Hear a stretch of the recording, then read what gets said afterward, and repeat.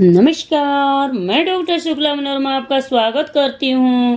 तो चलिए, जे टेट और सी टेट परीक्षा के लिए वेरी मोस्ट इम्पोर्टेंट प्रश्न पर मैं डिस्कस करती हूँ।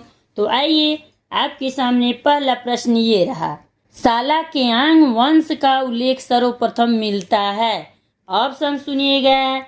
ए है प्रयाग प्रशस्ति लेख में, बी है जूनागढ़ लेख में, सी है मास्की लेख में और डी है एहोल लेख में।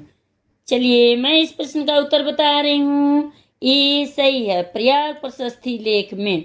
अगला प्रश्न आपके सामने ये रहा। कैम्ब्रिज मूल के इतिहासकारों ने किस दृष्टिकोण से भारतीय इतिहास का लेखन आरंभ किया? ऑप्शन सुनिएगा। ए है मार्क्सवादी, बी है राष्ट्रवादी, सी है औपनिवेशिक और डी है इनमें से कोई नहीं। इस प्रश्न का उत्तर मैं बता रही हूँ, सी सही है, औपनिवेशिक। अगला प्रश्न आपके सामने ये रहा। भारतीय इतिहास की राष्ट्रवादी विचारधारा से संबंधित थे। ऑप्शन सुनिए था।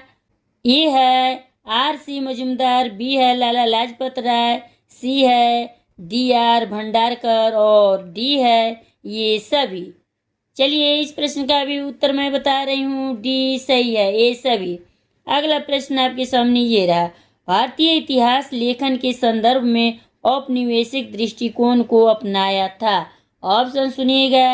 ए है डफरिन, बी है गालगर, सी है सील और डी है ऑप्शन में ये सभी।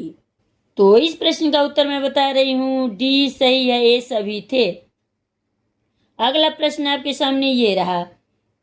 निम्न में से किसने भारत को दार्शनिकों का देश कहा?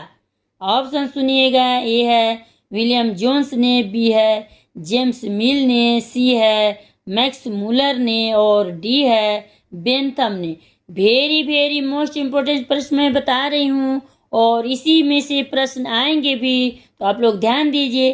इस प्रश्न का उत्तर मैं बता रही हूँ, सी सही है, मैक्स मुलर ने। अगला प्रश्न आपके सामने ये रहा। भारतीय इतिहास लेखन के सबाल्टर्न प्रवृत्ति के समर्थक हैं। ऑप्शन सुनिएगा। सुमित सरकार, बी ऑप्शन है शाहिद अमीन, सी ऑप्शन है ज्ञान पांडे और डी ऑप्शन में है ये सभी। तो इस प्रश्न का उत्तर मैं बता रही हूँ, डी ऑप्शन सही है, ये सभी हैं। अगला प्रश्न आपके सामने ये रहा। सबाल्टर्न इतिहास लेखन का विषय है। ऑप्शन सुनिएगा। ए है विलित वर्ग का इतिहास लेखन, बी है साधारण जनता का इतिहास लेखन, सी है भारतीय राष्ट्रीय कांग्रेस के इतिहास लेखन और डी है उपयुक्त में से कोई नहीं। चलिए, कमेंट कीजिए, आप लोग बताइए इस प्रश्न का उत्तर। इस प्रश्न का उत्तर मैं बता रही हूँ, बी सही है, साधारण जनता का इतिहास लेखन। अगला प्रश्न आपके सामने ये रहा। शोध कार्य प्रणाली में सम्मिलित अवस्था है। ऑप्शन सुनिएगा। ए है नए आंकड़ों का संयोजन, बी है ज्ञात आंकड़ों की पुनर्व्याख्या, सी है आंकड़ों के परिवर्धन और डी है ये सभी। तो इस प्रश्न का उत्तर मैं बता रही हूँ, डी सही है, ये सभी हैं। अगला प्रश्न आपके सामने ये रहा। शोध कार्य प्रणाली के विकास में शामिल है। ऑप्शन सुनिएगा। ए है प्रक्रिया की शुरुआत, बी है विवेचना, सी है संश्लेषण और डी है ये सभी। तो इस प्रश्न का उत्तर मैं बता रही हूँ, डी ऑप्शन सही है, ये सभी है। अब लास्ट प्रश्न है, आप लोग बताइएगा और ध्यान दीजिए। लास्ट प्रश्न मैं बता रही हूँ। शोध कार्य प्रणाली का दूसरा स्तर है। ऑप्शन सुनिए। ए है प्रक्रिया की शुरुआत, बी है संश्लेषण, सी है विश्लेषण और डी है निष्कर्ष।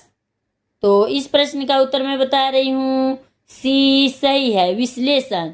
अब अगला लास्ट प्रश्न मैं बता रही हूँ, कमेंट सेक्शन में आप लोग बताइएगा।